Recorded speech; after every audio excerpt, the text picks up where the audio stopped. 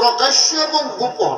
আপনি আলেম হন, সাধারণ হন, পীর হন, মুরিদ হন, চেয়ারম্যান হন, ভোটার হন, মেম্বার হন, মন্ত্রী হন, এমপি হন, সচিব হন, আমলা হন, কামলা হন, আপনি যেই হন, আপনি যদি আল্লাহকে ভয় পান, সবার সামনে যেমন আধারেও তেমন, সবার অগোচরেও তেমন, এটা হলো প্রকৃত আল্লাহর ভয়।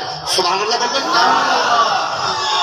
আমার আল্লাহ রাব্বুল আলামিন কোরআনুল কারীমে 21 পারায় সর্বশেষ একটা সূরা আছে, 21 পারার শেষ সূরা। সূরাটার নাম হইল সূরা আহজাব। এটার ভিতরে 73টা আয়াত, 9টা রুকু মদিনায় অবতীর্ণ। আল্লাহ রাব্বুল আলামিন ডাক দিয়া কয়, ইয়া আইয়ুহান নবী, হে নবী, তাত্তাকিল্লাহ, আপনি ডরাইবেন শুধুমাত্র কেবলমাত্র একমাত্র আল্লাহরে। ওয়ালা তুতিউল কাফিরিনা ওয়াল মুনাফিকিন, আর কাফের মুনাফিক যারা, তাদের অনুসরণ অনুকরণ করা যাবে না। বলেন সুবহানাল্লাহ। দেখছেন, নবীজিকে আপনি ডরাইবেন। নবীজি এমনিই ডরায়। নবী হলেন উসওয়াতুন হাসানা। তিনি হচ্ছেন লাকাদ কানা লাকুম ফি রাসূলিল্লাহি উসওয়াতুন হাসানা। তিনি মডেল, তিনি আদর্শ, তিনি নমুনা, তিনি আইডল, তিনি আইকন। সুবহানাল্লাহ। এই নবীর আল্লাহ ডরাইতো। এবার বুঝেন আমরা কত ডরান দরকার, আমরা কত বেশি পরিমাণে ডরান দরকার, আমাদের মহিলাদের কত বেশি পরিমাণে দরকার, আমাদের সন্তানদের কত বেশি পরিমাণে আল্লাহকে ভয় পাওয়া দরকার।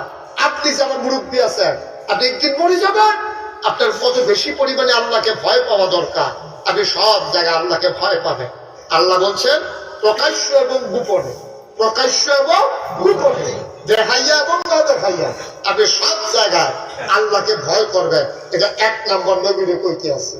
আবার সূরা আহজাবের ভিতরে 1 নম্বর আয়াতে কইতে আছে, ইয়া আইয়ুহান নবী তাত্তাকিল্লাহ ওয়ালা তুতিউল কাফিরিনা ওয়াল মুনাফিকিন। সুবহানাল্লাহ বলবেন না? সুবহানাল্লাহ।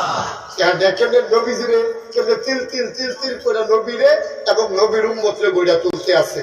আমরা মায়েরা যেমন করে বাচ্চারে প্রথমে বুকের দুধ খাওয়ায়, আস্তে আস্তে বিড়ি প্রসালন দিয়া বা ডাইলের পানি দিয়া দুধ দিয়া বাতলা খাইয়া দেয় নরম কইরা, এরপরে আস্তে আস্তে রুটি খাওয়ায়, এরপরে আস্তে আস্তে গোশত খাওয়ায়, তখন মশলাতে মূলার দ্বারা দিয়ে উঠিয়ে দিয়ে রান্না